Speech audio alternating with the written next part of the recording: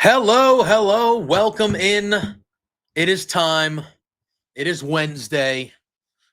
And you know what that means. That means that the swarm is here. Uh doing the wrestling show. This is the first week where the wrestling show will be the first show that y'all get from us. And it's quite the week to do so because we record this on Monday. So we are less than 24 hours after SummerSlam Night 2 ended. So we're going to be going and reviewing all of SummerSlam in order. We'll be starting with Night 1 and make our way. Now, I know what the big, we know, we watched it. We will get to it at the end of the review when we talk about the Night 2 main event. We will get to it. We have a lot to say about it. We'll talk about it. It's just we're gonna review the show as its entirety from Night 1 through Night 2. So we will get to it, and we'll be honest about it. And CJ and I will give our opinions, and we'll just go from there. And that's what we're gonna do. That's what we're gonna do here. Overall, thought it was a pretty good weekend. I thought it was a pretty good weekend for WWE. I thought I had fun both nights. There were certain parts of the night where I didn't have fun on both nights, but I felt like for the most part, I thought it was a really good weekend. Just for me, it just ended on a real, just a damper thing where it was just kind of like, okay, yeah. But I thought overall, I thought it was a good SummerSlam, I would say. I agree. I don't think night 1 was bad by any means, but I think night 2 was just insane. Well, We're night leaving 2, the ending out of it for now, yeah. obviously. But I mean, night 2, when they released the nights, and you Yeah. knew, night 2 was definitely way more stacked.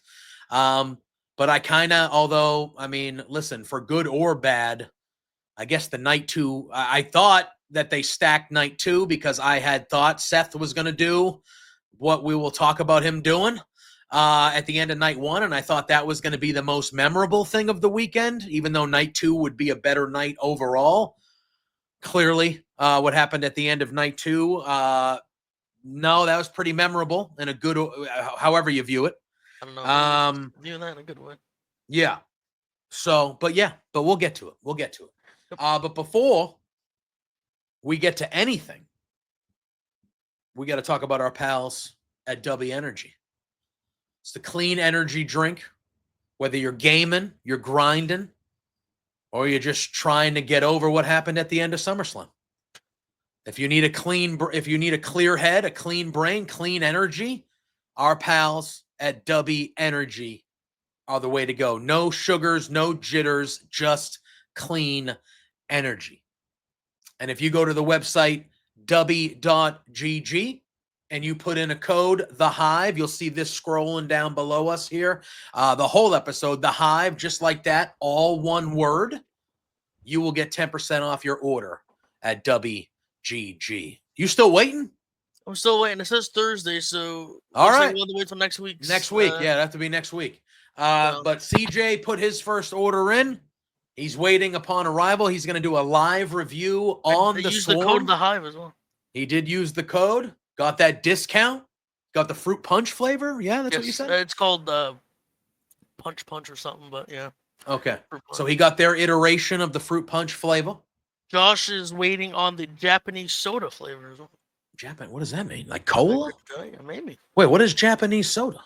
That's what it's called. That's what the title of it is, and Josh ordered that.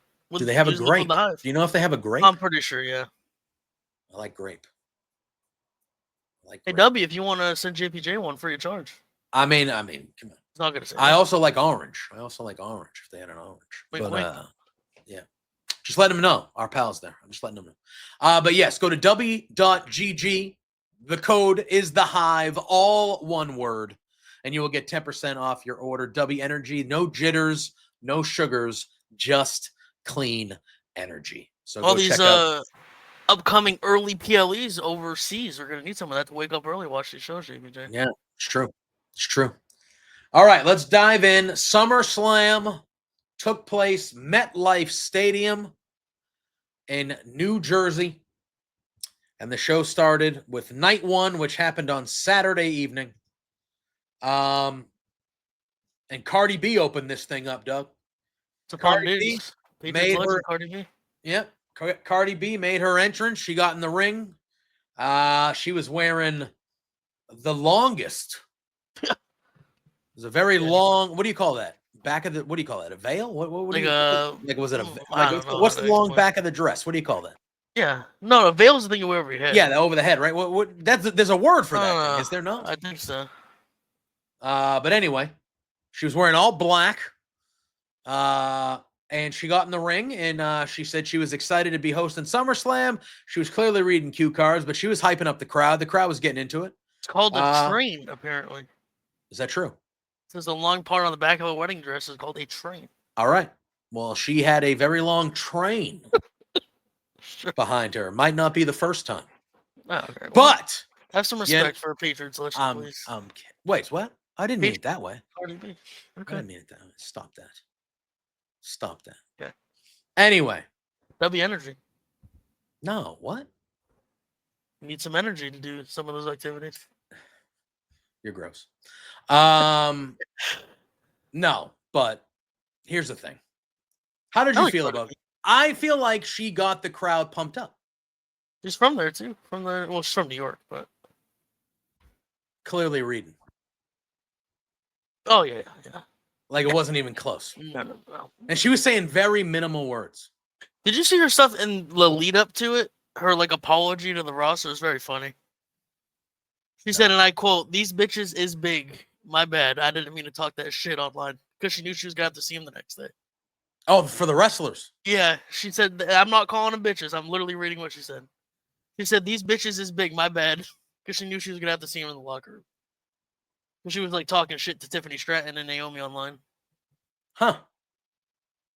They are big, by the way. They will fuck you up. I mean, Tiffany Stratton is, and Naomi, those are. We'll get into the coolest entrance of the weekend, by the way. Oh, we will. But yeah, so I thought Cardi B was a good start to the show. She got everybody jacked up. She was good to go. Seemed like she was having a good time. And then we got right in to this massive tag match to start the weekend. It was main event Jey Uso teaming with the OTC Roman Reigns to take on the Braun Breaker, and Big Bronson Reed. Paul Heyman, obviously, at ringside. For the most part, I enjoyed this tag match. To me, the thing I enjoyed about this match the most, CJ, was I enjoyed Roman in this match a lot. He got his ass kicked in this match. And that's not something you see a lot of with Roman. I felt like this match was we're making all three of these other guys look really good at the expense of Roman. That's what it felt like to me. You can see Roman after having that like 4-year-long super. I mean, there was obviously moments of comedy, especially with Sammy, but that super long, drawn out, serious storyline with the title that he's just kind of fucking around having fun. So it looks like. Yeah. One thing I didn't like was how they redid Jey Uso's music after the match had already started. Yeah. Can we stop with that now? Is that do we have to do that every time? Every time? I would enjoy that. That'd be fun. But I hope Braun. It looks like Braun is gonna be avoiding anything serious, but he did walk out. Yeah, he was still nursing it later on in the night, which we'll talk about. Yeah. But again, I thought, and I know where he heard it. It was when he did that dive into the desk, and he landed knees first. What are you doing? You can't contain Braun Breaker.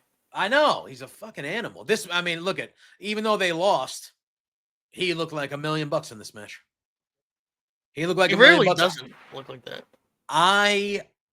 I thought they made even Bronson Reed dominated like a good portion of this match at times too. Like I thought they made him look good, even though we 1,000% knew he was going to be the one eating the pin.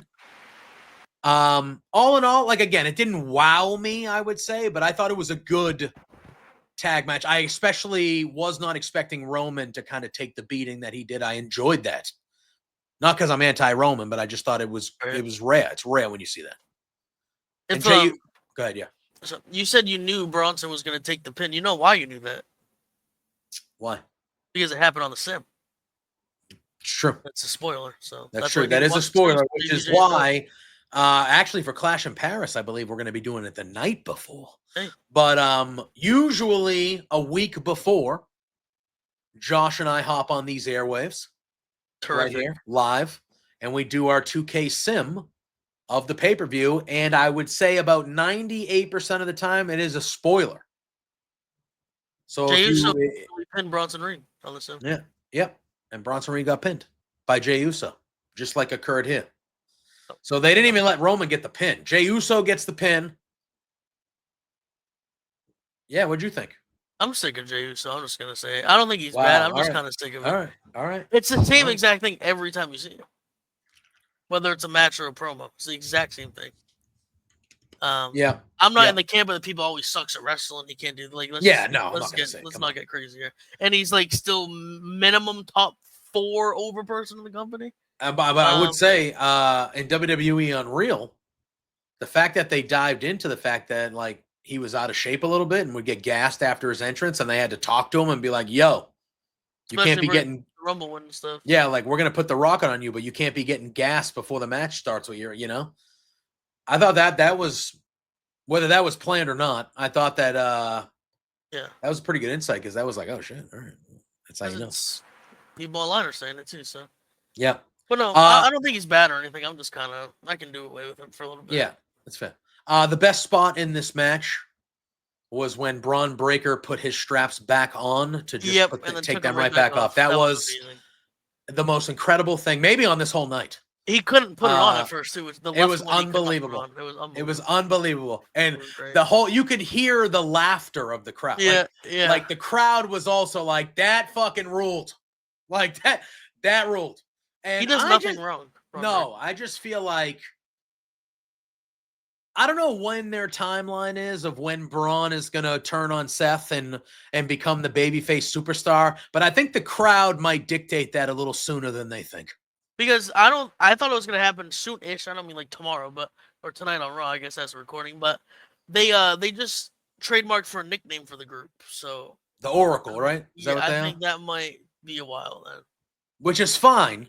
Yeah. But I feel like the crowd is going to very much be like, this is our guy. Like he shows his personality. Like when he was singing to Roman. So funny. When he was singing to Roman as Jay was reaching for the tag, the strap thing at the end, just the shit that he says when he's in the ring, like he just yells at the other part. It's just, oh man, that guy. Yeah, man. Yeah, man. And then we went right into another tag match, CJ. And this one was for the WWE Women's Tag Team Championship. It was the Judgment Day, Raquel Rodriguez and Roxanne Perez defending against Alexa Bliss and Charlotte Flair. I thought this match was fine. I thought it was pretty solid. I'm digging Alexa and Charlotte, man. It works for me. I wanted the Judgment Day to win though and retain, but they did not, as most expected. And Alexa Bliss and Charlotte Flair are the new WWE Women's Tag Team Champions. Alexa Bliss hit Sister Abigail on. This was a cool little spot at the end because Alexa had Roxanne Perez set up for Sister Abigail, and then Raquel looks like she's going to come in to break it up, and then you just see Charlotte come out of nowhere and just give her the big boot, and Alexa kind of looks at Charlotte, and then she fucking dropped her. It was almost like the best gif of all time, where Roman, the Bray Wyatt and Roman Reigns one. Bray points at Roman, who spears Sheamus, and then but they also did a spot during that ending where they kind of teased what Charlotte going to take out Alexa, because remember Alexa accidentally took out Charlotte. Yes, and then they showed Charlotte behind her, and she was like, it looks like she was maybe aiming Alexa up for a big boot, but then she clocks Raquel with it, and that leads to the Sister Abigail. Yeah, very good. Very good. They clearly saw the reaction Charlotte and Alexa were getting, and even if they plan on going along with the Judgment Day when Liv comes back, they're just like, we gotta strike while it's hot right now. Yeah, 100%. 100%. And we can keep talking about how great Raquel has been since she's been back. By tremendous. Ever since Liv got hurt, and specifically when Kevin Nash basically was like, hey, work to your size. Like, you're big. Be fucking big in there. And she wrestles like she's a monster. Right. and it works for her. She has been excellent lately. So yeah, we got new champs. They hugged, so maybe they're becoming friends. Who knows? There was a backstage segment with the LWO, Alpha Academy, and New Day. They were fighting over the last slice of Papa John's, which I would be giving that shit away. Yeah, you can take it. I would give them extra. You can take it. I'm not interested in any of it. Yeah, and then Nikki Bella showed up with more pizza, and everybody was pumped. To be fair, respectfully, I would order Papa John's every day if that's who was delivering. Yeah, I'm just gonna go ahead and say that here on. That's fair. I was gonna say if you thought it would be free, I'd be like, yeah, I would eat Papa John's pizza if it was free. I don't know even. Yeah, I might want to starve to death, to be honest with you. For the price as well, I'll take Little Caesars over that. Have you had the little mini Little Caesars? The little circle ones? Yeah. Yeah. Not bad. Bro. No, that's more than not bad. That's especially more than not bad. That price, I can get 4 of those for you can get I was gonna say you get 4 of those, it's like $5. Yeah, get fuck Papa John's. That's pretty good. Garbage. All right. We then had a one-on-one match, a grudge match, you could say. You could. Sami Zayn, Karrion Kross. Bizarre match. You thought it was bizarre. Speak to me. It was just like short and very awkward. Like the two good workers. So it was like it's just sometimes they don't work good together. It's like I know we'll talk about this later. Solo Sikoa's not exactly, prime Bret Hart in the ring. But he's not offensively bad. And him and Jacob Fatu, I think would have they have worse matches than me and you would. Yes. I think it's just they don't work together for some reason. That's crazy because Sami Zayn's like one of the best workers in the world. I don't know. I don't know what the problem is. You didn't feel like something was a little off? It wasn't bad, but it felt off and short. It was short. Yeah. It was short. I think I have the times here. Hold on. Let me let me see. Well, I mean, yeah, so it was 8 minutes and 10 seconds long. It was the second shortest match. Well, technically the third shortest match, but the second shortest legitimate match on the card. Yeah, I mean, I was dead wrong here. I thought Karrion Kross was going to win. But Sammy, one part of this match I did enjoy was when Scarlett gave Sammy the pipe. Yeah. And was like, hit him. Just hit him. Beat him up. You're sick of him. Hit him. Like almost like testing Sammy. And you could see Kross was leaning against the rope, kind of distracting the ref while she did it. But Kross's eyes were always on Sammy. And he was like smiling, like, yeah, like fucking do it. What if he did just whack him? What would Scar felt like he's a shit or what?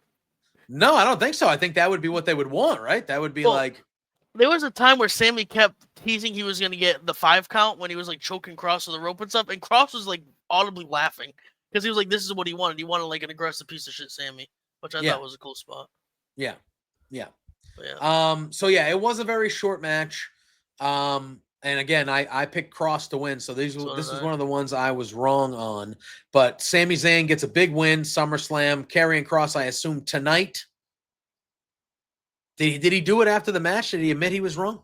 Did they do that after the match? I don't remember. They clearly were saying stuff to each other in the middle of the ring, but audio did not pick up on it. Okay.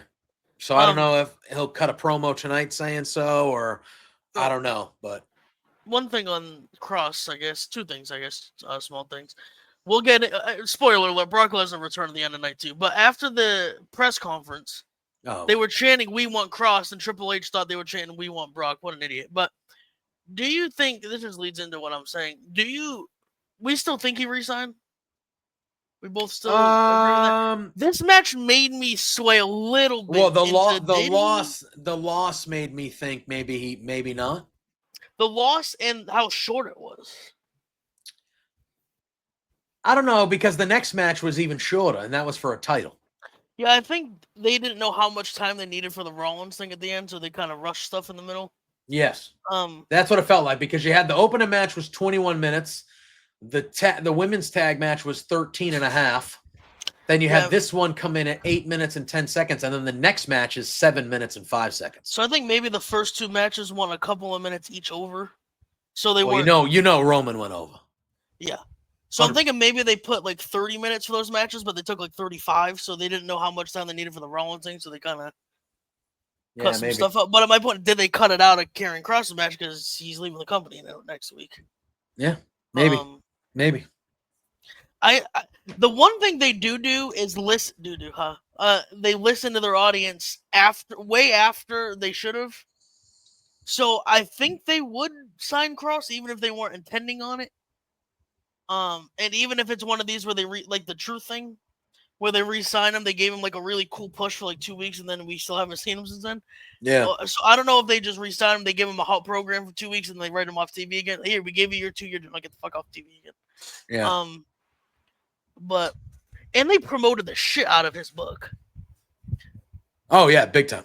Isn't his deal expiring today? I do not know the dates. I'm not good when it comes to stuff like that. Because his book comes out later this week, so I don't know if they would promote a book that comes out after his deal expired. Is my point. Yeah, sure. Look, I would guess that he re-signed. So that would be my guess. All right then. Then it was time for the WWE Women's Championship match. This match, even though it was short, I dug this match. I thought this match was better than I thought. I thought Jade was good in this match. Great gear, the Jamaican flag inspired stuff. Yes, I love that. And I picked Tiffany. You did. And everyone was picking Jade, and I said, I don't know why I'm not picking Jade, but it just doesn't feel like now's the time to me. Like Tiffany's going to win. And they went back and forth. They're two powerful women. You know, Jade looked like they both looked like $1 million. There was some reversals, a nice Falcon Arrow by Tiffany at some point in the middle of the match. Showed how strong she was in this match too. Yes, she did. She did a Frankensteiner. She did her handspring elbow, cartwheel, the Alabama slam she hit at one point. This was pretty good. And then at the end, we have Jade hits Jaded, but the way they fell back, Tiffany's foot landed on the ropes. And then she looked like she was going for an avalanche Jaded, and Stratton reversed it into an avalanche victory roll. And then she hit the prettiest moonsault ever. 1, 2, 3. Tiffany Stratton retains a 7-minute sprint with these two women. This over-delivered for me. Yeah. I was nervous. This was the match I was nervous the most. That I was like, I hope this is good. They're just two inexperienced people. That's the only reason, really. Yeah, but this actually over-delivered for me, I thought. Yeah, I think it was almost the thing of okay, it's almost like we're big sports fans, obviously, while we have a sports show. It's almost like you would think in the playoffs you want the veteran experience type of thing. There's also a thing where the kids, so to speak, like a Roman Anthony, might be too stupid and like not knows pressure enough that he ends up doing great in the playoffs because he doesn't know that it's bigger than the regular season. Yeah, I feel like this stage was so big that they're not stupid, obviously, but like too like not experienced enough to know how big of a stage this is, so they just went out and did their thing. You got yeah. Listen, Jade's gonna get that belt at some point, and probably sooner than later. In the moment, it felt like that was the right call to me to keep it on Tiffany. Now I don't know where Tiffany goes from here. Like, who's the next challenger for Tiffany? Is it Bianca? If Bianca's back, because you just have Bianca get a short reign and Jade takes it from her. Or? Yeah, so I'm just like, that's kind of what I need to know moving forward. You could always have Jade win the Rumble. Bianca has a title. Oh, I think Bianca and Jade is definitely the match. We'll see though. All right, talk about over deliver. I fucking knew it too. I said it. I was giving so much shit. I said this match is going to end up being good, and I'm going to like it. And this match was very good. Bitch. Drew McIntyre and Logan Paul versus Randy Orton and Jelly Roll. But can I say, I think part of the reason why I thought this match was, it was really good. But I think part of the reason why I dug it so much was I was not expecting Jelly Roll to take the pin. And the fact that he did, I fucking loved it. Yeah. I love that he lost. we say this every time, and unfortunately, I have to say it again. It pains me and it hurts me to my being to admit how good Logan Paul is at wrestling. Unbelievable. He is It's unbelievable. Good. He is It's so unbelievable. Good. If he was not who he was, and he was just somebody they created out of the PC, he would be the most over guy in the fucking company.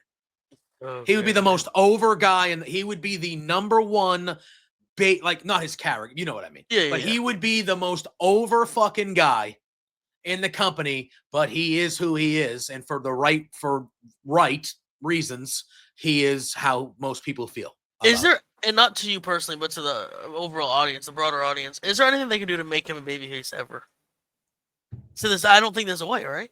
No, I don't think he needs to be. No, but I'm just saying if they wanted to, I don't think there's literally a way for them to do it. Nope. And he is gonna when he wins that. This is okay, oh, he's winning it. He's winning it. That world title. Oh, he's winning yesterday. Twitter melted down for a very logical and correct reason. And Logan Paul was not the level of asshole the other guy we're about to talk about in a couple minutes is. He's like a normal-ish asshole, but a little bit worse than normal, but you know what I mean. Yeah. So Twitter will melt down in a way I will enjoy. I like when Twitter melts down over not very serious things. Yeah. So I will thoroughly enjoy that. But yeah, he's winning that world. So we all have to come to grasp. Let's all come to grasp. That's not even before it happens. Let's all come with a grasp with it well before it happens. Logan Paul is going to win the WWE World Title. It's not even a debate. It's not even a debate. Yeah, CJ, this match was real good. He was Final 3 in the Rumble this year, wasn't he? Yes. He eliminated Punk. Yeah, he eliminated Punk, and then Cena eliminated him. Yeah. I don't even know where to begin with this match. But yeah, I listen. I had very low expectations, clearly, if you watched last week's episode. Very low expectations. So to say that this one exceeded them would be an understatement. Damn, man. This was just good shit. I think it helps that Jelly Roll is obviously, considering the spot that he took at the end of the match, is one of those celebrities that takes it seriously and really tried, even if he sucks at it. Yeah. Agreed. Which is all you can ask, especially with a guy that's 400 pounds and 6 foot and like not athletic probably anyway without his weight issues. He just tried his ass off. That's all you can ask for. Yeah, and it was very clear that he put in the work. Yep. And he did what he had to do, and he took it seriously. I don't know if you saw earlier in the day on Saturday, Stacks from NXT. I'm the one that pointed that out to you. Yeah, you were in the chat. That was you. Yeah. So you did see it. He had a really nice tweet because Stacks was one of the guys that was training with Jelly Roll, and he said that he had seen Division I, like purebred athletes come through the PC and they take the first bump and they were fucking out of there. Like, nope. And he's like, Jelly Roll broke his friggin' finger on the first day and he taped it up and he never missed a session, never missed anything. He was cleaning up, sweeping the ring at the end of the night. He was always happy. He was singing. He was doing, and you hear stuff like that. Granted, I still don't take back my stance that I'd rather someone on your fucking roster get a spot at SummerSlam like that. Mm-hmm. Right. But when you hear things like that and you see how this this is not somebody who showed up 2 weeks ago and just was like, oh, okay, yeah, whatever. Like this is smoked a blunt, smacked Cody Rhodes in the face, and then walked out. Yeah, like this is clearly like somebody that took the time to like understand what was necessary and like what this takes, and he did it, and he did it well. And again, I was expecting him to pin Logan Paul, not the other way around. I didn't mind it. I kind of liked it. I didn't mind it either. I liked it. Man. And it was a very nice breather in between before the main event. I thought so. As well. I thought so. But I thought all four guys looked good. Man, it's really hard for Drew McIntyre not to look good when he's wrestling. I mean, it's true. It's true. Let's be frank here. He looks good doing anything, just how he looks as a human. Yeah. But he crushed Jelly Roll with a Claymore. And then Orton hit Drew with an RKO. And then Logan threw Randy Orton through the post, through the turnbuckles into the post. Yeah. He hit that frog splash on Jelly Roll. And that was it, man. And at one point, the big part of this match was Logan Paul did that spot where he jumps from the, through the tape, and Jelly Roll took it. And then they did the thing where everybody came out to check on Jelly Roll. He's talking to his wife. Yeah, he was down for like 5-10 minutes. Then, yeah, like you said, he's talking to his wife, like he's, they zoom in, it looks like he's crying. He talks to his wife, like he says, like, I'm hurt, I'm okay, but I'm hurt, or whatever. And then he keeps on walking, and then he does the thing where he turns around and he's like, oh, man, they're doing the stereotypical, they're just stomping out Orton because the numbers are catching up. Yeah. And he's just like, I got to get in there and save him. And then he ran in there and he did his shit. Oh, and I gave him that accent. Yeah, that accent was unbelievable. Well, it was pretty good, right? It was good. I thought it was Jelly Roll on the screen for him, and I was like, where is he? That's what I'm saying. I don't know any of his music. Otherwise, I'd break out a line. Yeah. So, at one point, he hit Drew McIntyre with the Big Boss Man Slam, bro, at one point. Yeah, he did that, like, what do you call that fucking... Yeah, when, like, they bounce off the ropes and he swings them. Yeah, like, it was Boss Man. That looked kind of okay. Yeah, Boss Man Slam, bro. I like it. Yeah, it looked kind of good. I liked it. Obviously, the choke slam is his move. So he hit Logan with the choke slam. He gets a fight on that. Yep, he hit Logan with the choke slam, and then he did that Boss Man Slam to McIntyre. And it was like, oh, shit, this guy's going to win. And then, no, it didn't happen. But I thought it was an above average effort from Jelly Roll. Absolutely. I still feel the same, but that was good. That exceeded my expectations. We feel the same as in a regular roster spot. Should have gotten there, but if your heart is set on the celebrity spot, I'm happy it goes to someone that takes it seriously and does all the work like that. So yeah. And then we were at our main event of night one. This was not about the match either. Let's be honest. It was. I mean, the match was excellent though. But I meant the night was not about the match. Yes. WWE World Heavyweight Championship. CM Punk challenging the champion Gunther. This was an old school classic wrestling match to me. Collar and elbow tie up, physical with Gunther in the chops, but also just wrestling, mat-based wrestling at times, stuff like that. Towards like the back third of this match, Gunther was just destroying this match CM was Punk. Largely about Punk just getting his absolute fucking head kicked in. Oh my God. Gunther was just having his way with Punk for the majority of this match, choking him out, just throwing him around the ring, multiple power bombs, chopping his ass off, like just beating the crap out of him. But Punk would never give up, and he never, he's reversing it. At one point, he hits a triangle choke, which doesn't work. But then they get to the outside near the Spanish announce table. Gunther has the title, and he's holding it up on the announce table, and Punk takes him out, like trips him up, and Gunther falls, and he falls in between the tables and stuff like that. And then Gunther comes out from behind the tables, and he is busted open, and he is bleeding a lot. He's holding his nose like he has a broken nose. He's trying to get the ref to stop it. He's like, he's like talking to the ref. Yeah, he's talking to the ref like, nope. But even after that, he does get CM Punk into another chokehold, and it's like, oh no. But Punk sits up, he gets out of it, and then he hits the go to sleep. But Gunther stays on his feet, so Punk gives him a second go to sleep for the 1, 2, 3, and CM Punk is your new World Heavyweight Champion. He's crying. He's emotional. See you tomorrow night for night 2. Yep. He's crying. He's emotional. The crowd is loving it. And just as the ref holds up his hand and Punk puts up the belt to do his pose, Seth Rollins' music hits. And you can see it on Punk's face right away. He's just like he goes from smiling to like, fucking asshole. Like he's like, this fucking guy.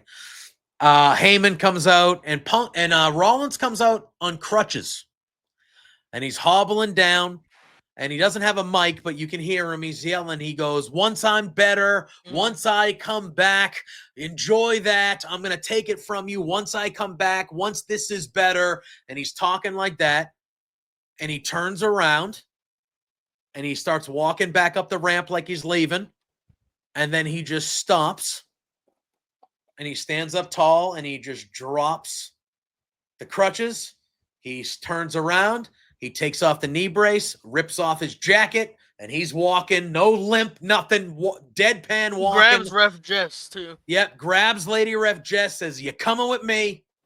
Gets in the ring. He beats up Punk. He hits him 4 or 5 times with the briefcase. He gets out of a GTS, though. He does get out of the Yes, he slid right in, and Punk almost gave him a GTS, which was cool. He gets out of it. He hits Punk over the head a few times with the briefcase. Then he hits him across the back another 2 or 3 times. He cashes it into Jess. The bell rings. Stomp. 1, 2, 3. Seth Rollins cashes in, and Seth Rollins is your new WWE World Heavyweight Champion, a 2-time WWE World Heavyweight Champion. First ever. And he is joined by Heyman and the Braun Brawns, and they celebrate over Punk's fallen body. And that is how night 1 goes. Yeah, Braun Breaker was limping around and bandaged up. Yeah, he was having a tough time. But so night 1 goes off the air like I predicted it would. Seth Rollins, man. Now, I really wanted him to do the Willy Wonka. I thought that would have been, if he would have with the crutches, just fall forward into a flip, man, like Gene Wilder, Willy Wonka. I think that would have gone over well. But I thought the cash-in, first of all, the match with Punk and Gunther was very good. Yep. It was very old school wrestling, big heel against David and Goliath. It felt like that type of match. It was really good. It was physical. And I thought the cash-in was perfectly executed. With the crutches, the way they did it, I thought it was dramatic. It got the pop, and it did what it needed to do. And now we enter tonight when they're Raw, as we're recording on Monday afternoon. We are officially in the Oracle Seth Rollins era on Monday Night Raw. So, I liked how the cash-in went, but I thought something was going to go different when he walked to the back and then stopped. You thought they were going to attack him from behind? I thought they were going to attack Punk from behind, and then that's where he turned and walked away. But anyway, whatever. That's a little great. But I mean, the whole time CM Punk could have just easily just got out of the ring. Fucking leave. Just to leave, bro. I thought it was funny when Rollins and Heyman did the crisscross applesauce like Punk did during the pipe bomb. Yeah. Right around his body. Is that CM Punk has died, by the way. I don't know if anybody realized that. Yeah. He didn't move for a good 15 minutes. It's true. But it's nice to see, as we speculated, Rollins doesn't need his leg amputated, so that's good.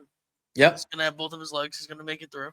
Bless. We both, you were very adamant earlier than me and most people, but we both knew the injury was fake at the very least.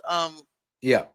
And the cash-in was likely to happen. And it, as clean as the night went and every match went, it kind of made it seem throughout the night it was definitely going to happen, even more so than I previously thought.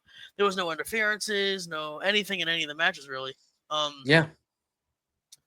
Yeah, the match before the cash-in was terrific, and then the cash-in sent the night off. A pretty good night into a very good night with the cash-in, I thought. I mean, you want to talk about the 2 nights, they couldn't have ended on a completely different note if they tried to.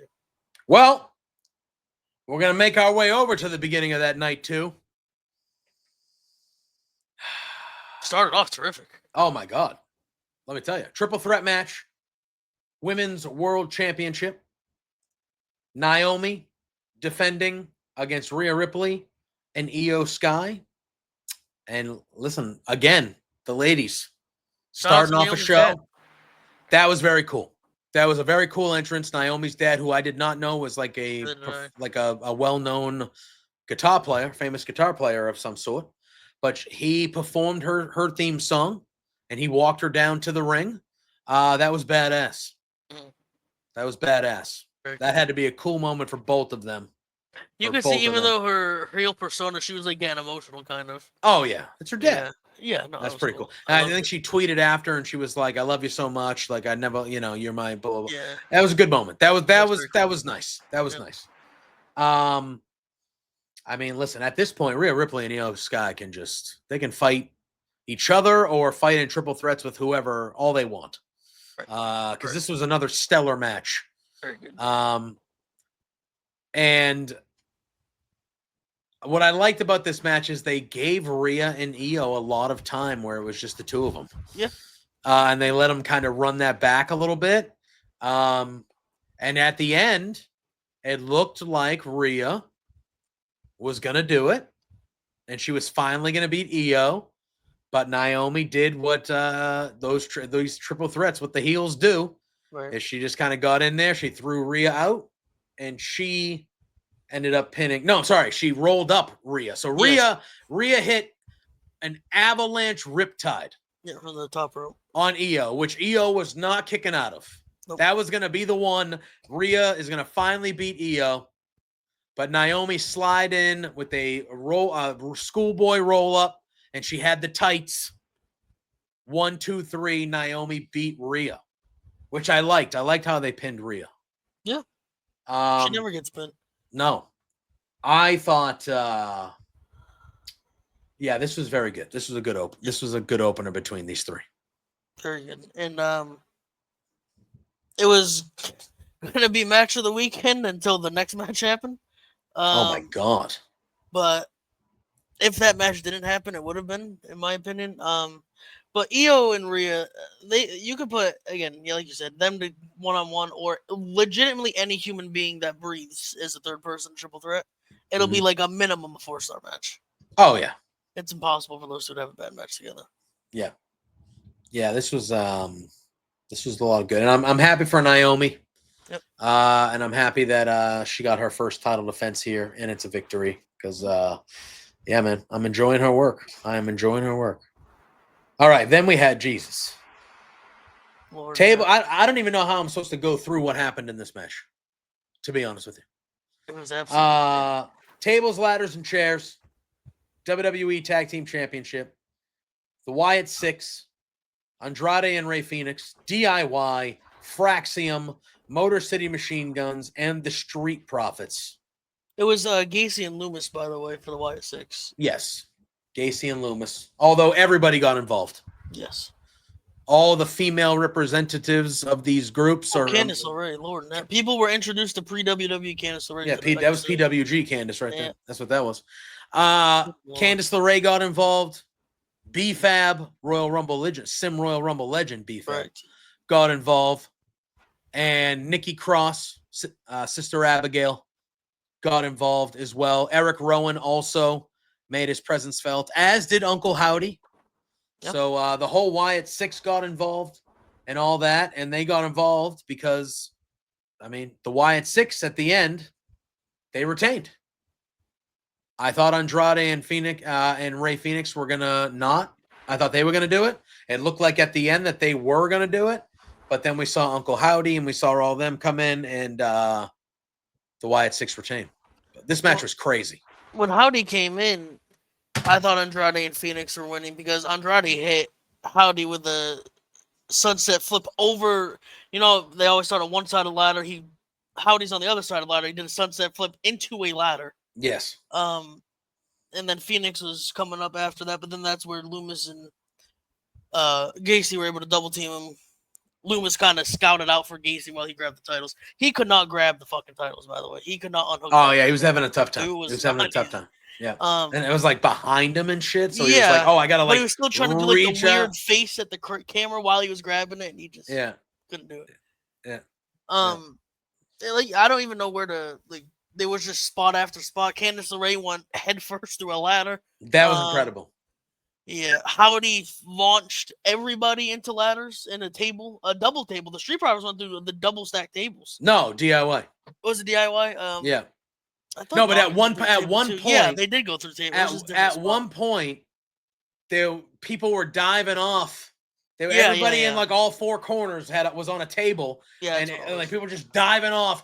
Like at one point, all four of them just threw everybody through the tables. Montez Ford did his. At one point, they were going to back body drop Joe Gacy onto a ladder, and they completely whiffed. And then Joe Gacy just got right back into the ring, and they just redid the spot and did it. They threw Montez Ford, and it looked like they were going to throw him into a ladder, but he like did his flip over the corner into everybody. Bananas, dude. It was genuinely insane. Bananas. But the Wyatt Six retained. I felt like even in the crowd, that felt like a dud ending to me. But then they kind of popped after the music started playing. After they were booing them while they were latching it, and then they Yeah. cheered after. It was very odd. Yeah, it's very bizarre. But speaking of the crowd, the Hardys and Dudleys were in the crowd. Yes, I wanted them to get involved. I thought they were definitely going to get involved. I was like, oh, I want them to get involved. But yes, the Hardys and Dudleys were both there. Oddly enough, Edge and Christian weren't for some reason. I don't know what they're doing. Yeah. But no, yes, the Hardys and Dudleys were there, which was awesome. You know, they're fighting one last time, CJ. They are, TNA. At Bound for Glory. Bound for Glory, yeah. I'm going to be there. Oh, yeah, it's in Lowell, Massachusetts. Yeah. I'm going to be in the building watching the Hardy boys and the fucking Dudley boys. That'll be cool. It's a TLC match too, isn't it? Yeah, yeah. Cool. So I'm just watching these guys, all four of those dudes, in a TLC match in the year 2025. It's almost not that 3-4 months from 2026 as well. So yeah. It's gonna be a time, dude. It's gonna be a time. I will definitely be watching that for nostalgia purposes. Oh yeah. You know what else was the time? This intercontinental women's intercontinental like match. Rhea and Io, I think to a slightly lesser in-ring strictly degree, Tremendous. these two can't have a bad match together. It's unbelievable. Yeah. Let me tell you, I know she lost, but Lyra Valkyria, man, let me tell you, she is incredible. Mm-hmm. And don't get me wrong, Becky Lynch is as well. Becky Lynch debuted her new theme song by the Wonder Years. Terrific band. You all right? You gonna make it over there? Oh yeah, I just cut the grass in 118-degree weather earlier, so got that heat stroke. You got that heat stroke coming. Yeah, not good. Yes, the Wonder Years performed Becky Lynch's new theme song. If you like pop punk, I'm not a terrific band. As we've talked about, I'm more in like the rap world. You like that kind of music a little bit. This is again, like, I wouldn't listen to the song on Apple Music or Spotify, but this is what happens when you don't fucking make shitty ass Def Rebel music. You actually have okay theme songs. Wow, it's crazy. Isn't that a crazy concept? Yeah, you know what? You talk about how many billions of dollars you have at every fucking show. Put that money into maybe real bands that make real music for theme songs instead of Brock Lesnar. Maybe. Who knows? I feel maybe, like but like that's what I don't know why they don't do that more. Like, what if you're gonna get new theme music, you go to a professional band that's been around and touring for 20 years, like the Wonder Years, and you go, "Hey, are you interested?" And they go, "Yeah, we'll do that shit." They're never gonna say no. Everybody likes wrestling, even if you're not a huge wrestling fan. Yeah, and everybody likes money. And everybody likes money. Right. Oh my! You're telling me one of the most popular people in the history of the company is gonna be having my song every week in front of 5 million people? Yeah, sure. Yeah, great. Because every time that you play that song, the commentators are going to be like, "The Wonder Years," right? Exactly. You know, blah blah blah. Like, what? It's a no-brainer, dude. You go to 99% of the artists in the world, and you say, "Hey, we would like to pay you to make a theme song for this wrestler that is in WWE, or we can use one of your existing songs if you don't." Or we can use a song you have, and they'll go, "Yeah, okay, yeah, sure." Right. Someone made a great point on Twitter. Again, I apologize. I don't remember who it was, but the Def Rebel, and I'm sure they're great people off screen. I'm sure they're great people. They are ruining like the Royal Rumble and stuff. You don't know who's coming out half the time. Yeah. Before you would hear the glass shatter, or you smell, or Cena's star, or like Lesnar's little like guitar at the beginning. There's always something. You knew who was coming out. The pop. Yeah. Now you wait like 8 seconds before the crowd pops. You have no fucking idea. Because you have to see the name show up on the fucking or them screen. Come out or something. You have no idea who's coming out anymore. Yeah. This was no DQ. This was no count out, and there was a lot of weapons. And if Lyra lost, she can't challenge Becky for the title any longer. Correct. Well, guess what?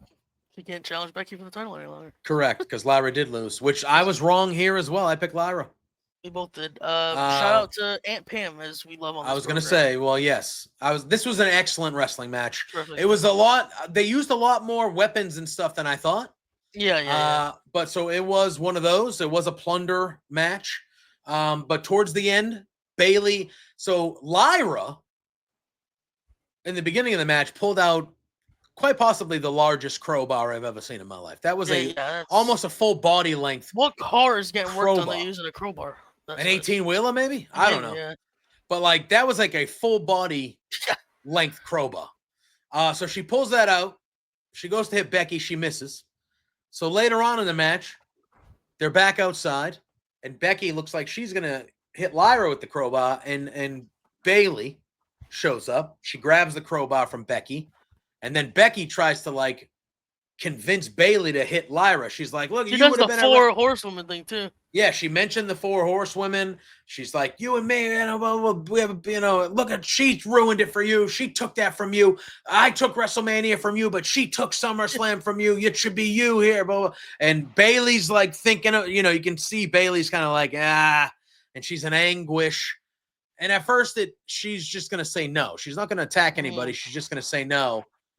But then all hell breaks loose, and Becky attacks Bayley. Bayley fights back. She's beating Becky up all over the place. But Bayley gets kind of taken out. Lyra and Becky are going back in the ring with each other. Okay. Becky fends off Bayley, and then Lyra comes out of nowhere and flies through the table. Yes. That was amazing. Like, so Becky's like recovering, like holding on to one of the Slim Jim tables. Yeah. Like just kind of catching her breath. And the way they have the camera zoomed right in on Becky's face. Yeah. And you just see Lyra's face, leg. Just the leg. Can I say on the stream last night? I'm talking a millisecond before Lyra came into frame. I go, "Where's Lyra?" I said, "Where's Lyra?" And then just boom. I was like, "Oh!" And we were all that's like, the one thing I love WWE for is their production is so like that is such a perfect camera angle. You have no idea Lyra's coming. No, and just comes incredible, bursting into the camera. Yeah, that was incredible. That was an incredible moment. And then then they get back in the ring. It looks like Lyra's going to end this. It looks like Lyra's going to potentially win this match. So Lyra kind of pushes Becky towards the ropes. Bayley has a chain. Was it a chain? Yeah, that Becky tried to hit Bayley with. That's right. So Bayley has a chain wrapped around her fist. She swings. Becky ducks, and she hits Lyra with the fist wrapped in the chain. Lyra turns around, manhandle slam from Becky. 1, 2, 3. Becky Lynch retains.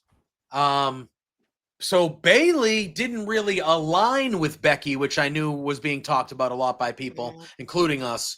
It was an accidental so far. But she also just didn't even attempt to break up the pin. No. But like Bayley didn't she didn't even fall off the apron or anything. She was still just standing there. So she easily could have flew in the ring and knocked her out. She let Lyra turn around. Becky hit the manhandle slam and the 1, 2, 3. She could have easily gotten into that. Yeah. She just didn't. So I think that might play into something eventually. You think so? I think it's clear it's Lyra Bayley next. I still feel like Lyra should end this with the IC title, no? Well, then Becky has to lose it. I know, but how does that happen? Bayley? I don't know. I feel like we're randomly going to get a Becky Bayley IC title match and Lyra interferes. Really? Yeah. Okay. She helps Bayley maybe, and then it comes out that she only helped her so she can challenge for it again. Yeah, maybe. Type of thing. I don't know. I don't know. Well, she can't challenge. Oh yeah, she can't challenge for Becky. So yeah, so she kind of needs like Bayley to win it. Yeah, she needs Bayley to win it so she can challenge. Exactly. All right. Then it was time. Steel cage match for the United States Championship. Jacob Fatu, Solo Sikoa. All the Solo's buddies got involved. Tala Tonga. Jimmy Uso did show up to try to even the odds the best he could, but he could not. It was really Tala that was the difference maker. At one point, he handcuffed Jacob Fatu to the top of the cage. The camera missed it. We had to see it on a replay, but Jacobs just snapped the fucking handcuffs, which was a cool looking spot. Solo Sikoa, though, became the first man to kick out of Jacob Fatu's moonsault. Yeah. He hit the moonsault. Solo kicked out. And then the numbers game just was too much for Jacob. And Solo Sikoa fell out of the door, fell out of the cage, but he landed first. Solo Sikoa retained. He is still the United States champion.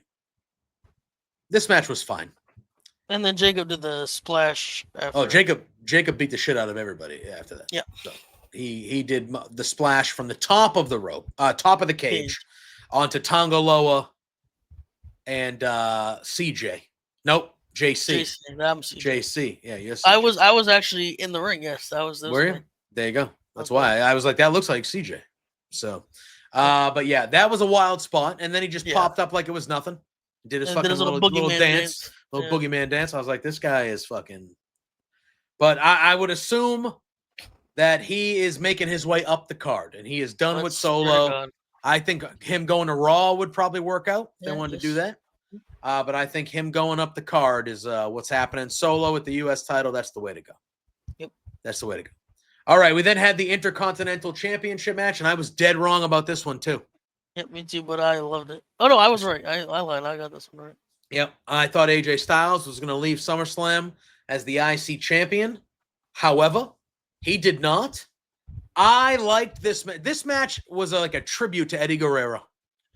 I have the best. Loved it. I saw the best tweet in the history of the app. So AJ came out on Eddie Guerrero's lowrider with his son in the passenger. Did you see what Dom said after? Yes. Yes. In the pre, he goes, "What is that, Dom from 2005?" Yeah, he said Dom from 2005. That's hilarious. So AJ's son dyed his hair blonde like Dominic had when he was in the whole Eddie versus Ray custody storyline. And someone on Twitter said AJ went as far with the Eddie cosplay that he even had Kerwin White in the passenger seat. Oh, that's hilarious. Kerwin White. Unbelievable. Kerwin White. Oh, that is so good. One of the worst characters of all time, by the way. Oh, man. Who was he with? Chavo was a golfer that was white instead of Latino. Yeah, but didn't he have a cat? Was he a caddy? It was Dolph Ziggler. Dolph Ziggler was his caddy. That's and right. His catchphrase was, "If it's not white, it ain't right." Incredible. But incredible. They had a Mexican man doing that. Yep. Anyway, but great tweet. But no, yeah, even the boot spot. I thought AJ putting the chair over his head was one of the funniest things I've seen. Oh my god, there was the leg twitch. It was the leg twitch that did it. Yeah. All right. So first of all, AJ's gear, fucking excellent. Amazing. Even the boots. Yeah, the same boots too. All of it. All of it. The wrist tape, everything. Yeah, it was just a work of art. That just a complete tribute to Eddie. 20th anniversary of the infamous custody battle between Eddie and Ray. Real good. Yeah, I love. Yeah, so at one point the ref is getting distracted. Dom grabs a chair and he's going to pull the old Eddie Guerrero trick where he hits the chair on the mat and throws it to AJ and he falls down. AJ catches it and he goes, you're not screwing me. And he wraps it around his head and he falls down and he starts twitching his leg. Yeah.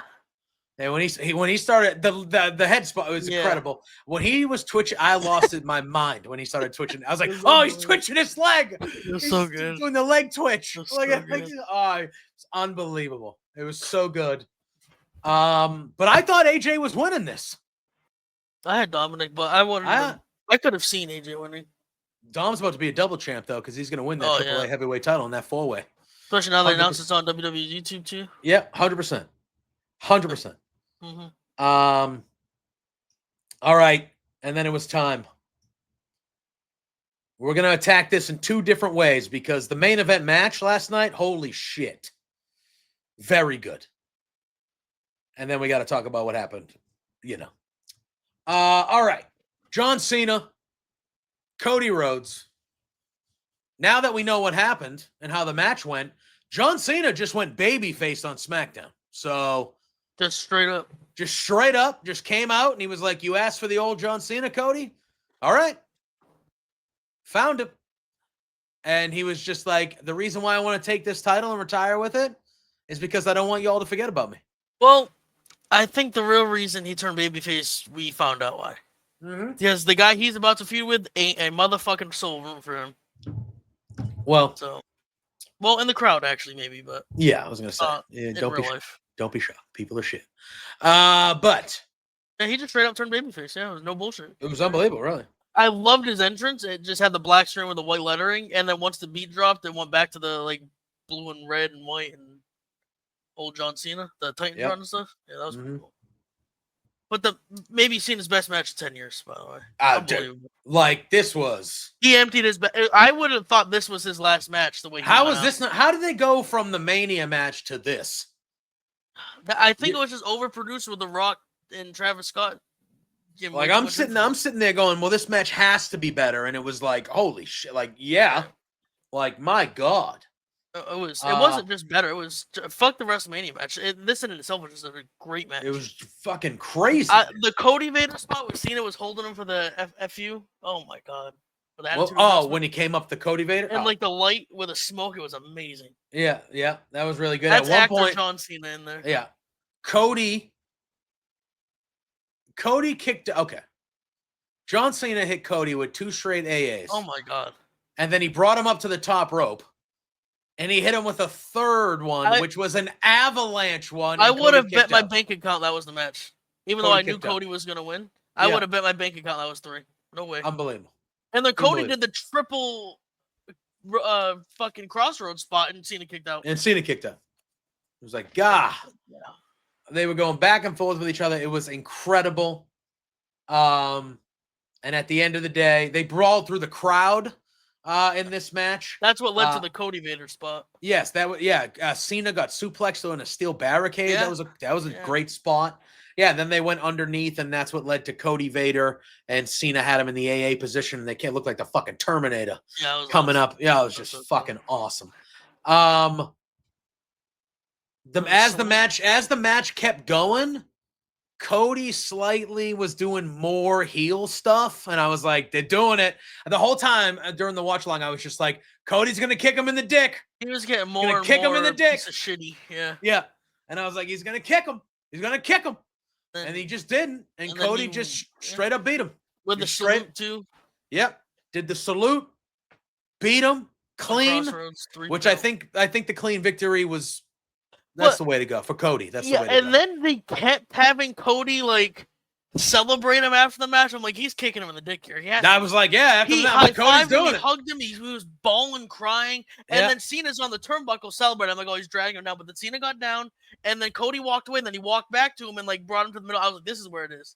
Because Cena turned into him like he's kicking him right in the dick. Nope. He just left. Cody just left. Then he just left, and Cena is getting his flowers by the crowd. And you could see Cena when he was talking to Cody. He told him, he goes, "That's all I got." He was like, I gave you the best I got. You beat the best John Cena or something like that. Yeah, like that's all I got, man. That's all. So it was clearly Cena putting Cody. Like Cody went to grab the belt, and Cena, you could hear Cena yell, "Don't!" He went, "Don't!" And then Cena walked over and picked up the belt, and he looked and he gave it to Cody, and so you could. Cody was bawling, crying. Yeah, and Cena leaned in and he said, I'm assuming it was about, and speaking of, the Dusty tribute. Oh, yeah. Which was a real promo about. Everybody kept shit. Oh, JR, that's disgusting. Yeah. Heel had a tweet out, Cody and Dustin's sister, that it was a real promo. And then somebody tweeted out the real promo. It's from 1994 WCW main event or something like that. There you go. They did a Dusty tribute with one on the board with one of his promo, just really good. Voiceover too. Yeah, very good, very good. I had chills when that was happening. I was like, "Oh damn, cool. That's good." Yeah, and it was a pass. This felt like a passing of the torch. Yes, he came out with the WrestleMania mask, but with cracks in it too. Yeah. Cody, so it was very cool, the entrances. But it was real. Cena's like, okay, I'm not done yet, but like I'm done with the title and this Rock bullshit. I'm just gonna go have my 3 or 4 dream matches left and I'm out type of thing. Yeah. So then Cody puts over Cena a few times. Like you said, he's pointing at him. He's doing all that stuff. Cody leaves. Yep. And then it's just John. And he's like, all right. And John, this was his last SummerSlam. Yep. So he's there. The crowd is giving him his flowers, giving him a big ovation. Thank you, Cena. All this stuff. He's getting as emotional as John Cena gets. Doesn't really cry, but he's getting as emotional as he gets. He's doing the face, which means he's trying not to cry. Yeah. He gets down on one knee. He kisses the mat. He puts his fist on the mat, and he gets up, and it looks like he kind of waves, and he's leaving.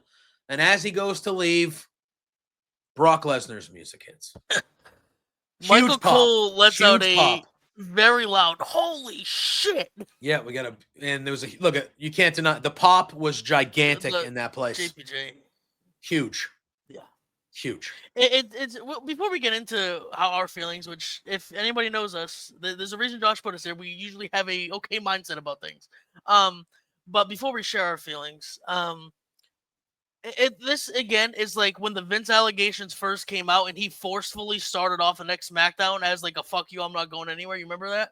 Yeah. That crowd, I think in Houston, sang every word of his theme song. Yeah. The IWC, we don't realize it because we're so entrenched in it and it's some of our jobs and stuff like that. We're like 1.2% of the WWE audience. Yeah. And that was one of the loudest pops you'll hear the entire year in any company. Yep. Gigantic. And it'll be just like that again next time you hear that don't on SmackDown or Raw whenever he comes up next. Yep. So Brock Lesnar returns. That is usual Brock shit. Yeah. Cowboy Brock.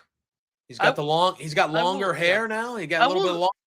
I will say he somehow is more jacked every time he's on camera. Every time I don't understand how that's possible. We haven't seen him in almost 2 years, and he looks huge. But yeah. So he comes out, got the big beard, got the long hair, got the bun. He gets in the ring. He F5s John Cena. And so we are getting John Cena and Brock Lesnar, I assume. I guess at Clash. At Clash of Paris, or I guess that would be. Triple H basically said at the post show that this was John's request. He said John's writing his own story, and we pretty much went to him and asked, "Okay, once you drop the title, what do you like? Who do you want, and we'll get it for you." Yeah. So if that were to be the case, a little disappointed in John. I can understand why John would want him, right? Because it was a big part of his career. But you got to read the room here, dude. You got to just, This is we will say that, and we have to. Yeah, I was gonna say we have to dive. Okay. I just have one thing about John. Oh, talk about John first. This is also an it's like, okay, the Hulk Hogan thing. We understand why some people were upset that no one wanted him to die necessarily, but you know what I mean. Yeah. Like obviously Brooke and like his family is gonna be more sad than like me or you are, obviously. Yeah. It's still their father regardless of what he did. I understand why John Cena feels this way about Vince McMahon, so I'm not telling another 50-year-old man how to feel. 45, however old he is. But maybe don't publicly say, I will always love Vince and I will always be one of his closest friends, like he did WrestleMania weekend in an interview. Maybe just keep that to yourself. Maybe just don't say that publicly. So, like, to your point, we understand why he probably wanted another match with Brock. He's probably friends with him. They obviously haven't passed. He's obviously one of the biggest stars ever. But, like, maybe just... No, maybe just go fight someone else. Maybe. Yeah. Yeah. And it's just one of those things where, all right, and then this is where it becomes a layered thing for me. Okay. This is a very layered conversation. I align morally. I'm not going to say politically. I'm going to say morally. Mm-hmm. I align a certain way. Now, I also believe that you are innocent until proven guilty. And I believe in certain things. Now, there are plenty of people that I have seen since this happened that are like, we didn't do anything illegal. Didn't do anything illegal. Blah, blah. Technically, they might be right, but who gives a fuck? Like, then that's what I was just going to say. Technically, that is correct. However, I would like to know whether there was actually innocence or guilt before I'm watching that motherfucker on my TV screen. That's all. And I don't think it's in the best interest of the WWE. They're going to be fucking fine. Look at the pop. They're going to be fucking fine. Look who we saw all over the programming yesterday. Yeah. Like, he is named multiple times. 44 times. In a sexual assault, like, sex trafficking. One of the most heinous allegations I've ever seen in my life. Like, genuinely. And again, as of right now, he is not guilty of anything. He is not guilty of anything. However, he is named in it. It is still ongoing. Why are we doing it? I don't understand. And even taking all that aside, if it's John's request, fine. But who, besides John, Who else needs to see Brock Lesnar versus John Cena again? And a couple of things. He's not. I believe, and don't quote me on this. I believe Triple H and like Stephanie and like they're not named in it, but they're named in it in passing. Like they worked at the company during this time. They are not accused of a single wrongdoing thing. Lesnar is. So if he was just named in it as a passerby type of bullshit, like there's a lot of shit Triple H and Stephanie. You can talk about their politic views, all that shit. Fuck them, obviously, for those things. But they're not like scumbag human being things. You know what I'm trying to say? Like, Yeah. he's being accused of some scumbag fuck you human things. Like, Yeah. even if he's not the one being indicted, he's not the one being accused, he's not the one being sued. Like you said, can we get like we'll never get confirmation, but like confirmation adjacent of he actually didn't involve himself in any of this and Vince was just talking out his ass about the Brock situation? Like, can we get confirmation of that before I have to hear his fucking music on your biggest show of the year? That would be preferable in my opinion. Yeah. I just think, like, again, and there was a report that came out today that said that the WWE legal team cleared him a couple weeks ago. So they kind of knew that they were going to be safe and good to go if they did this. Sorry. It just, this whole thing rubs me the wrong way because, listen, I'm a nobody, okay? But I've had the privilege of covering some big WWE events in the media, and I've had the privilege of going to media press junkets and like getting to interview the wrestlers and going to the post shows and being in the room and trying almost asking questions. I've been able to do that 3 or 4 times. The whole thing of how this went down just irks me and rubs me the wrong way because they announced Saturday before day one that all of a sudden, after everybody got there, by the way, after all media got there, they approved all the media, they're all there. They just announced out of nowhere that no more press conferences at the end of the show for the foreseeable future. Sean went as far as to say until Mania on Twitter. It also basically means like until Brock's gone and everything else dies down. It's basically what they're telling you. Yeah. So they're doing no more junkets, no more press conferences, and it's like, why would they do that? Like, that's bullshit. There's the reason. And then less than, a little bit longer than 24 hours later, this happens, and immediately it's like, oh, well, I wonder why they canceled the press conferences because Triple H doesn't want to have to answer of any questions that he would get about this because it's just not necessary. Not necessary. And this is not a political, I am not speaking from a political side of things, okay? The man is involved in a sexual assault, sex trafficking, whatever the fuck is the word, fucking lawsuit. Okay?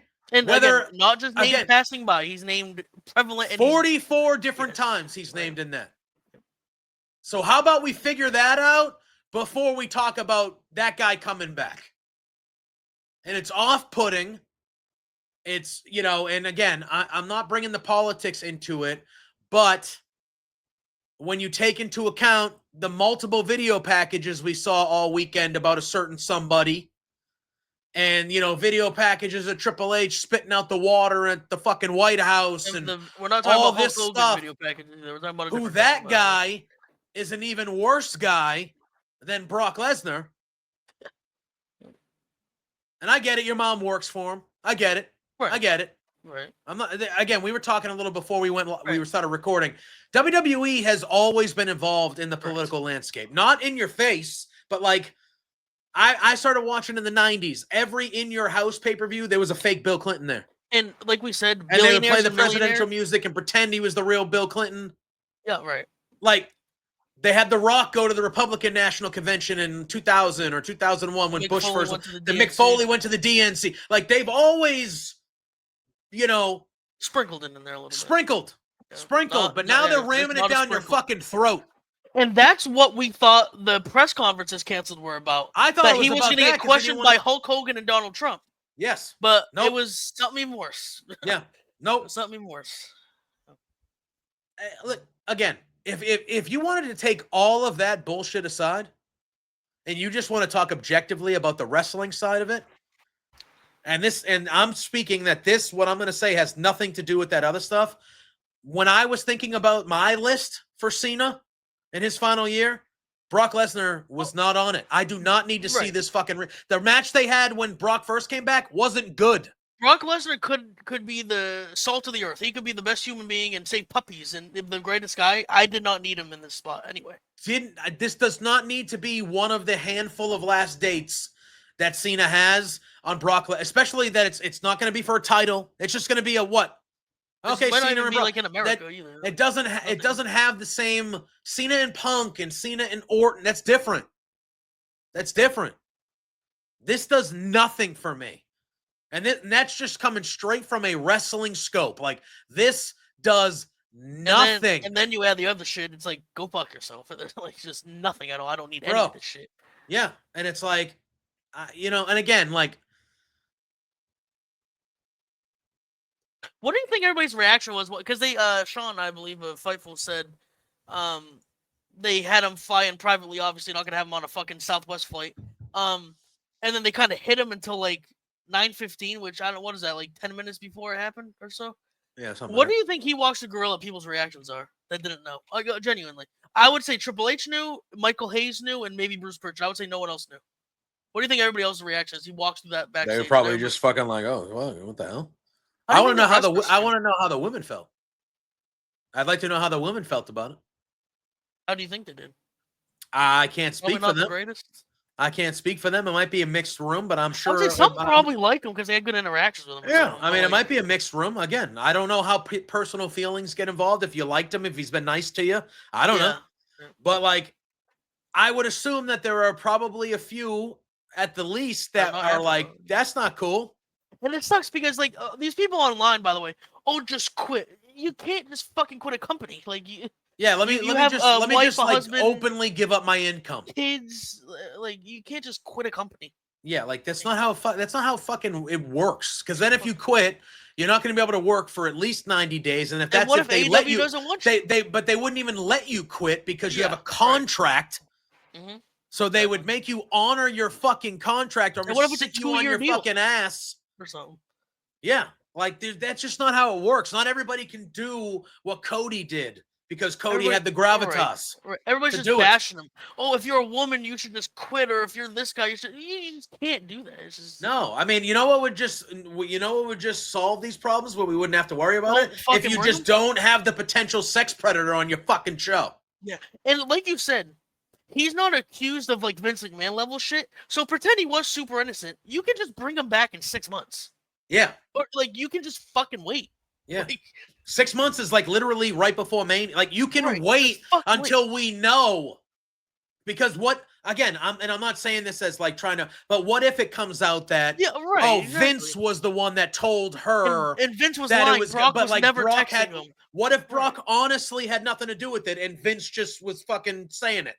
Right, exactly. If that comes out, or that is proven to be, and then you want to use the guy, okay, at least I know that it was bullshit. And guess what? He's getting that same pop 6 months from now as he got yesterday, by the way. Yes. Guess what? Right now, I'm sorry, most of the time, I believe women. That's where I'm at. I feel like I feel like as a society, we have been shown enough evidence, specifically in the last 5 to 10 years, where we should probably believe them more when it comes to situations like this. All the time, not... Well, yes. Yeah. Yes. And then guess what? If they come out that they were lying, then fuck them. They can go to prison. Exactly. But you have the baseline start with it. Yeah. Of like... So that is where my baseline is. When this stuff comes out, my baseline is they did it. Correct. And guess what? It'll come out in a court of law. And if it is proven otherwise, okay, fine. But I'm not one of those people that, they just want money. You have to wait for the facts to come out. They want money. They just want their 15 minutes of fame. You think that's how they want their 15 minutes of fame? Do you think Janelle Grant wanted to go through all this for a couple $1 million? Do you think she wanted to go through all this? Yeah. You think she wants her name just fucking out there? Talk at people like you and me who don't know her, have nothing to do with her, have no idea what, you think she wants her name out there like that being talked about the way it's been talked about? Her a piece of shit and all this. You're a fucking idiot. You're a fucking idiot. There's too much evidence, by the way. It's just dumb. It's just dumb, and it's just unnecessary. Right. It's just unnecessary, dude. Like that could have been. Just let Cena walk out to the cheers, man. Yeah.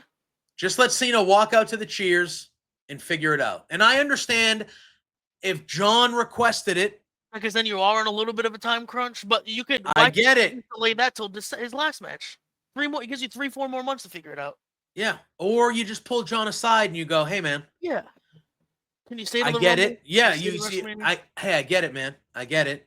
Right. But right now, we probably can't do that because of. I feel like if you really want them, just announce, okay, you know what? I'm going to step away to record this movie, but I'm still going to give you your 3 last months. So I'm going to come back from Rumble to Mania. And then you do it at Mania or something. Like, it's very fucking. It's not like John Cena's going to die in December. Like, it's not like his life goes away. You can have him fight another month or 2 if you want to really do the Brock match. Yeah. Tell him, if it's that important to you, we will do it, but we have to clear him first. Yeah. I don't know, man. It's pretty fucking I don't know, man. It just put such a shitty fucking on. Like, the match was so good. Everybody was so good in it. The moment was cool, Cody and Cena. There was no bullshit. There was no heel turn. There was no, no Rock or Travis Scott or someone was like, please. I never wanted to hear Fiend so much in my life. I was yelling that on the stream. I was like, Fiend! Fiend! Like please. Yeah, I saw a tweet. I saw a tweet where somebody said, maybe Travis Scott wasn't the worst option. Right. They're like, please, Travis, come back. Made me laugh. Listen, it is what it like. Okay. Now I'm not going to stop watching WWE. Yeah, we have to touch on this just a little bit too. Yeah. I'm not going to. Am I disappointed? Tremendously. I'm tremendously disappointed, and I feel like they are making it harder and harder to enjoy certain aspects of the show. They're testing us, being like, how much bullshit can you get? Yeah, like I don't think I've ever been more tested as a fan. Like, I'll watch, but I'm gonna like take a shower after. I'm gonna feel like a dirty piece of shit while I'm watching. Yeah, like but like, am I gonna stop watching? No, because I'm just. Whether it's good or bad or however you view it, I have always kind of. In this case, I think there is a clear right and wrong. Yes, and I think they chose the wrong thing to do. And I also think there's nothing to do with Donald Trump. Pretend Donald Trump was a great guy, whatever. Fucking, he's not, but fuck that guy. But like, Triple H and Stephanie and them, their mothers in the cabinet, they're obviously Trump supporters. By the way, your favorite billionaire actor or whatever is probably a Trump supporter. And that's the thing. I'm sorry to tell you guys. Yeah. This is sexual assault and trafficking. This isn't like, are you a Republican? I don't give a fuck. You're a Democrat, Republican, Libertarian, fucking Green Party. I don't give a fuck who you are. If you are even there's a reason why like me and you have never been accused of this. Like if you're accused of it 99 times out of 100, you did something wrong. You put yourself in a bad spot at the very least. Yeah. So like it just makes and the company doesn't need them. If this was like a dying, WCW company like the last years, and they like needed a pop in ratings, or you know what I'm trying to say? Like, at least that would be their excuse. If Brock Lesnar died today, WWE would go on even better tomorrow. Like, they would never miss a beat. It's just unnecessary. And completely it's just unnecessary. And I try my best to, I think, and again, however you want to feel is however you want to feel. And if people want to, I've seen something, if people want to stop watching. People are showing their fucking ass, though, the other way. Oh, of course. People call me like a pussy and all this, like, oh, you're a fucking feminist. Like, what the fuck are you talking about? Because I don't want a sexual predator on one of my favorite shows. Like, what the fuck? Yeah, it's the worst of the worst. But like, I try my best to. I feel like if you expect everybody, whether it's businesses, musicians, sports teams, owner, like whatever, if you expect everybody to like abide by your personal moral compass, whether it is right or wrong, right? It's just it's just a bad. Yeah, you're just setting it's just a bad, and that doesn't make it is what it is. I try my best to kind of separate it, even though like things like this, I don't think you should separate because I just don't think it's a good thing to do. This is not like a little thing. It's not like what do you prefer? Again, like we just keep talking about it's just easy because they shove it down our throats. It's not like what political party do you support or like a measly decision like that. It's like this guy was accused of being involved in trafficking and sexual assault. like breaking the law. Like Right. he was accused of And, very like one of the worst heinous, things you can do. yeah, like very heinous criminal acts.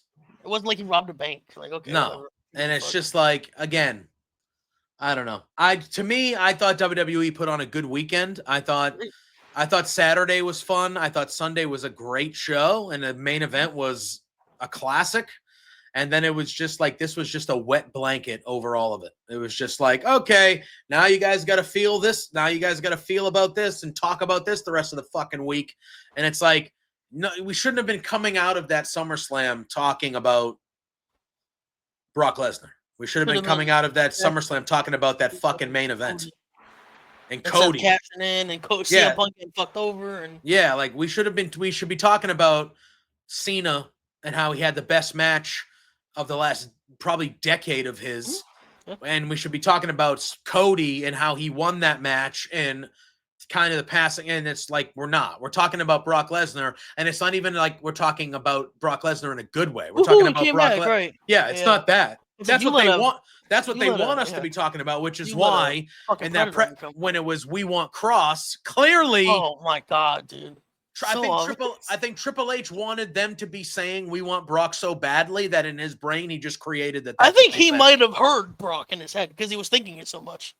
Because he was just like, oh yeah, it worked. Yeah. It worked. Oh my god, they love Brock. They love Brock. Yeah, you got him. It's like, no, that's not what they're saying, Triple H. Like, damn, dude. I don't know. It just, the whole thing with the press conferences and then this and then it's just, I don't know. Again, I hope it's, and this is bad on John Cena thing, but, and bad on WWE because they can just say, no, John, pick someone else. But I hope it's a John, he was like adamant, we get hit. I don't give a fuck who wins, honestly.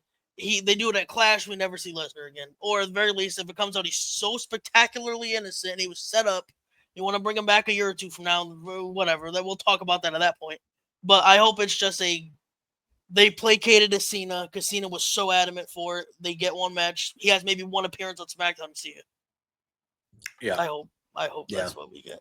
And we don't see it 14 times in video packages on Raw tonight, which I think we probably will. The Beast is back. The Beast is back. Oh, they're going to see it right at the beginning of the show, dude. Fucking hell, yeah. Yeah.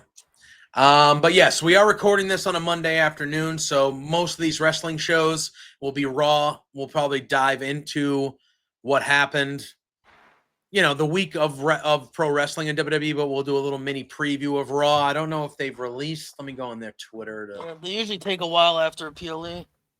Yeah. I mean, I will say I wouldn't say they do like a Raw after Mania type deal, but they do tend to try to pop off. And it's in Brooklyn. It's in Brooklyn. It's at Barclays. So that's a big arena for them. It's the night after SummerSlam, which makes me think that they are going to try to pop off this show tonight. Adam Pearce had a video, but yeah, he broke down the video, but it doesn't say what it is. So, oh well, we're getting Sheamus and Rusev once again tonight. The man Becky Lynch will be there. They're gonna find out what's next for her. Oh, the women's tag team champions are gonna be there. And I think that's it for now. He pretty much said I just muted it to listen. He said we're gonna hear from Rollins, we're gonna hear from Becky, we're gonna hear from the women's tag champ. So he said basically everything they tweeted out in the graphics. Okay. Yeah. So we don't really know much about. Yeah, we don't got much. Yeah, but yeah, that's what we're gonna do. So we will be back later on this week. You'll see it on Saturday morning. We'll be talking our pro sports. You getting a little tight over there, CJ? Let's talk about something good. You getting a little tight? Only 3 games now, bruh. We coming. Drake May looks so good, JPJ. Not today. He looked fine. He was 11 for 20. Oh, you should no. You should have heard. You should have heard. No, I was listening to actual reports from people that were there. Stop listening to 98.5 The Sports Hub, JPJ. It wasn't them. I'm on my knees. Please stop. Barth, who is a guy. He's who 4'8". I don't. Yeah, but he's a Patriots beat writer. He's there. So he was so asked. He was asked dead to rights. They said, "Hey Barth, would it be fair to say that as the practices with the Commanders got more situational, the Patriots looked more suckier?" Yeah, and who asked him that question? Jim Murray. Okay, and then Barth said, "Yeah, that is absolutely fair to say. As things got more and more into the practice, the offense specifically struggled, and Will Campbell has not looked good, which is a concern." He's great. He's the best left tackle in the. It's a concern. I'm just saying. Started at LSU at 17 years old. Yeah, I get it. Anyway, LSU is not NFL. It's not the same. But if you want to hear this argument in depth, yeah, you go ahead and listen to our sports show on Friday or Saturday now. Saturday morning, JPJ. Yeah. Wake up with some coffee and get ready for your college football Saturdays with us soon. Yeah. I'm sure we will be talking some pro football. We'll be talking some baseball, as both of our teams are in a heated pennant race now. We don't even have to talk about our teams. The Yankees fucking suck, and that's awesome. They got swept by the Marlins, bro. They stink, and it's all their new trades getting cooked. Good stuff. Good stuff. The Red Sox have overtaken them, second place. They're only three games out from your Toronto Blue Jays. And they lead the wild card by a full game now over the Mariners, I believe. Sure do. I don't know what the hell's going on, but we're playing well. We'll be talking some sports Saturday morning right here. What else do we got on the Hive this week? Well, everything we just talked about, JPJ. If you wanted to see everybody's live reactions, they could have seen yours, Stu's, Josh's, night 1 and 2. It's now available on YouTube. If you missed a couple things in SummerSlam, go ahead and load up Peacock, throw up the YouTube, the Hive_media. You can watch it back right now if you want, just like it was live, JPJ. Sure with can. the crew. Sure can. Of course, we have you, Ryan, Stu doing sports stuff all the time. You're going to start up the Hive on Twitch. Oh yeah. And you're going to dive into editing a little bit for those videos. So that'll be interesting. Yeah, I'm going to try. I'm going to try my best. Beautiful to see. I'm going to try my best. Actually, I might not even. I might just record them full and be like, here it is. Here's the show. That is beautiful. I would love that, actually. Yeah, just here's a whole hour and a half of me, just like I was live, but not live, unedited. I would love good that. To go. Actually. Yeah. Josh streaming every day, just about these days. Impact Attack with Josh. Me just dropped today, early as we're recording this, early this morning. We reviewed Sacrifice. Very interesting, as usual. Very interesting shows. JPJ, is I'm sure you know from back in the day, TNA. I would say the shows were always interesting at the very least. We have the Substack, of course. Bryn, Peggy, Josh, you might, who knows? DC. Doing the MLB stuff every week now, and we have the Buzz with Jamie every single day. There's a couple of minute clip, full episode on Friday. It was a great episode last week with some Australian wrestlers. That's pretty much what we got here. And of course, the Swarm 2 days a week now, but always. But Wednesdays and Saturdays come out a couple hours before ESPN Game Day goes live on College Football Saturday mornings. Mm-hmm. The rankings just came out too. My LSU is ranked number 9. We will be playing 6 Clemson on opening day. 9 versus 6 opening day. That's like there's a couple big games that there's 4 all ranked matchups. Texas Ohio State starts today, which is crazy. What's that like? 12. It's a new.